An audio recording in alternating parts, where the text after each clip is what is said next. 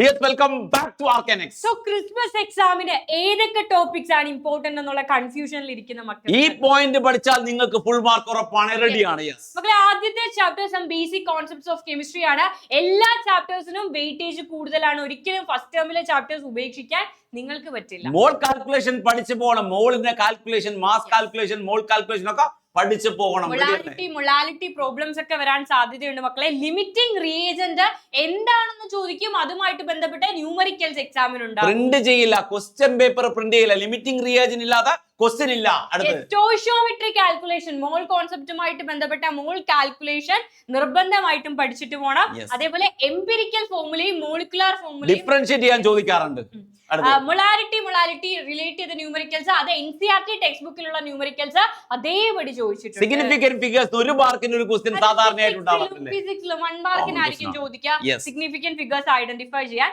രണ്ടാമത്തെ chapter structure of atom നല്ല രീതിയിൽ weightage, charge, mass, electron, proton, ന്യൂട്രോണിന്റെ ചാർജ്, മാസ് ഒക്കെ അങ്ങ് പഠിച്ചേക്ക്. റെഡിയല്ലേ? ഓരോ മോഡൽസും ഇമ്പോർട്ടന്റ് ആണ്. പ്ലം പുഡിംഗ് മോഡലും ബോർ മോഡലിന്റെ ഡിമെറിറ്റ്സും മെറിറ്റ്സും എല്ലാം നിങ്ങൾ ഇമ്പോർട്ടന്റ് ആയിട്ട് നോക്കണം. റുദർഫോർഡിന്റെ ഒബ്സർവേഷനും കൺക്ലൂഷനും പഠിച്ചേക്ക് അല്ലേ? റുദർഫോർഡിന്റെ മോഡലിന്റെ പോസ്റ്റുലേറ്റ്സ്, അതേപോലെ ഹൈഡ്രജൻ സ്പെക്ട്രോ, റിഡ്ബർഗ് ഫോർമുല എന്താണ്, അതുമായിട്ട് ബന്ധപ്പെട്ട ന്യൂമറിക്കൽസ്. അതുപോലെ തന്നെ നിങ്ങൾക്ക് de Broglie's wavelength, de Broglie calculation, wavelength calculation, അതുപോലെ ഹൈസൻബർഗിന്റെ അൺസർട്ടനിറ്റി പ്രിൻസിപ്പിൾ, മാസ് കാൽക്കുലേറ്റ് ചെയ്യാൻ വരും. അതേപോലെ ക്വാണ്ടം നമ്പേഴ്സ് ഇമ്പോർട്ടന്റ് ടോപ്പിക് ആണ്. ഒരു ചോദ്യം ക്വാണ്ടം നമ്പേഴ്സിൽ നിന്ന് നിർബന്ധമായിട്ടും വരും. 3 മാർക്ക് ക്വസ്റ്റ്യൻ ആണ്. കോണ്ടന്റ് നമ്പേഴ്സ് 3 മാർക്ക് ക്വസ്റ്റ്യൻ സ്ഥിരമായിട്ട് വരാറുണ്ട്. പിന്നെ 3 റൂൾസ് നിങ്ങൾ പഠിക്കുന്നുണ്ട്. പോളീസ് എക്സ്ക്ലൂഷൻ പ്രിൻസിപ്പിൾ, ഓഫ് ബോ പ്രിൻസിപ്പിൾ, അതേപോലെ ഹൺസ് റൂള്. ഇത് സ്റ്റേറ്റ് ചെയ്യാനും അറിയാമായിരിക്കണം.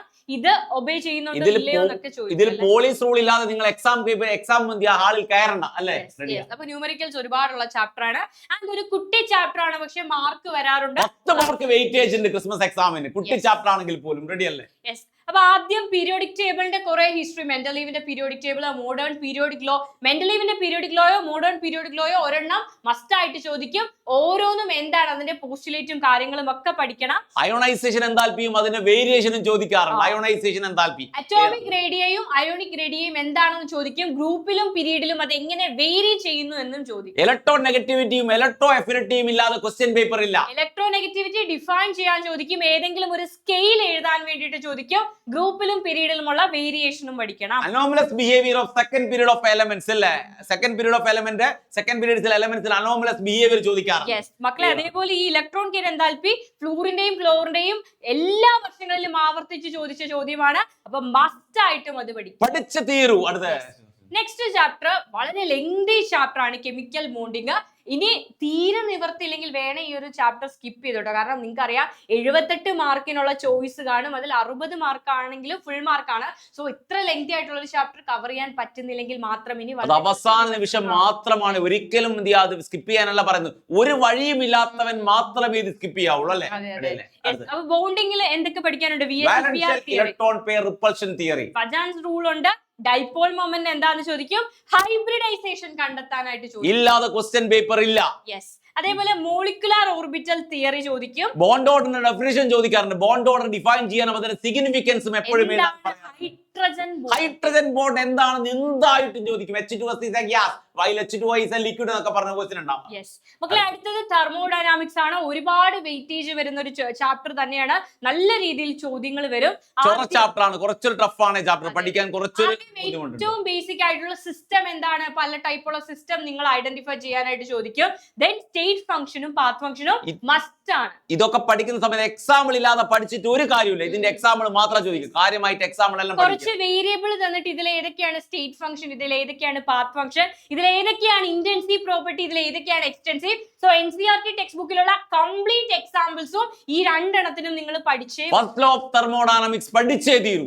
ലോ സ്റ്റേറ്റ് ചെയ്യാനും പഠിക്കണം. അതുമായിട്ട് ബന്ധപ്പെട്ട ന്യൂമറിക്കൽ പ്രോബ്ലംസ് ഉണ്ടായിരിക്കും. ഇറിവേഴ്സിബിൾ വർക്കിനും റിവേഴ്സിബിൾ വർക്കിനും 2 എക്സ്പ്രഷൻ, 2 ഇക്വേഷൻ ആണ് യൂസ് ചെയ്യുക. അതുമായിട്ട് ബന്ധപ്പെട്ട പ്രോബ്ലംസ് നമ്മുടെ ചാനലിൽ കോണ്ടന്റ് വീഡിയോ ആയിട്ട് കൊടുത്തിട്ടുണ്ട്. SS ലോ ഇല്ലാതെ ക്വസ്റ്റ്യൻ പേപ്പർ ഇല്ലേ? SS ലോ നിർബന്ധമായിട്ടും SS ലോ പഠിച്ചിട്ട് പോയാൽ മതി. SS ലോയുമായിട്ട് ബന്ധപ്പെട്ട ന്യൂമറിക്കൽസ് ഉണ്ടാവും. അത് മസ്റ്റ് ആയിട്ടും എല്ലാ എക്സാമിനും വരുന്നതാണ്.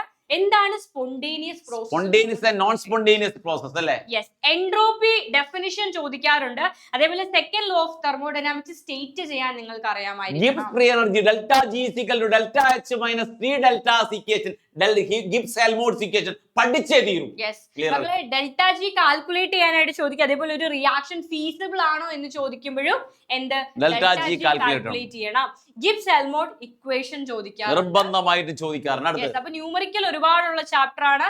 ആ ന്യൂമറിക്കൽസ് എല്ലാം നമ്മളൊരു കോമൺ വീഡിയോ ഇക്വിലിബ്രിയത്തിൽ homogeneous and heterogeneous equilibrium with example ആണ്. എന്താ ഡെഫിനിഷൻ എന്ന് പഠിക്കുന്ന ഹോമോജീനിയസിലും ഹെറ്ററോജീനിയസിലും എക്സാമ്പിൾ പഠിച്ചോ. എക്സ്പ്രഷൻ ഫോർ ഇക്വിലിബ്രിയം കോൺസ്റ്റന്റ് പഠിക്കുക. കെപിയും കെസിയും തമ്മിലുള്ള റിലേഷൻസ് സ്ഥിരം exam KP is equal to KC into RT raised to delta n എന്നുള്ള ഇക്വേഷൻ സ്ഥിരമായിട്ട് എക്സാം നിങ്ങൾ 10ാം ക്ലാസ്സിൽ പഠിച്ച ലേ ഷെറ്റേലിയസ് പ്രിൻസിപ്പിൾ ഓർ ലേഷ് ഞാൻ പറയും ലേ ഷെറ്റ്ലിയർ പ്രിൻസിപ്പിൾ എന്നും പറയാറുണ്ട്. ഓക്കേ, അടുത്ത് മക്കളെ ഇക്വിലിബ്രിയം കോൺസ്റ്റന്റ് കാൽക്കുലേഷനുമായിട്ട് ബന്ധപ്പെട്ട ന്യൂമറിക്കൽസ് എക്സാമിന് ചോദിക്കാം. Arrhenius concept, Luis base concept, Lawrie ബ്രോൺസ്റ്റൺ concept, ഇത്രയും കോൺസെപ്റ്റ് ആസിഡ് ബേസ് കോൺസെപ്റ്റ്. എന്താണ് ആസിഡ് ബേസ് എന്നുള്ള എല്ലാ കോൺസെപ്റ്റും പഠിക്കണം. കോമൺ അയോൺ ഇഫക്റ്റും pH കാൽക്കുലേഷൻ ഇല്ലാതെ ക്വസ്റ്റ്യൻ പേപ്പർ ഇല്ല. യെസ് മക്കളെ, അതേപോലെ എന്താണ് കോൺജുഗേറ്റ് ആസിഡ് ബേസ് പെയർ എന്ന് നോക്കണം.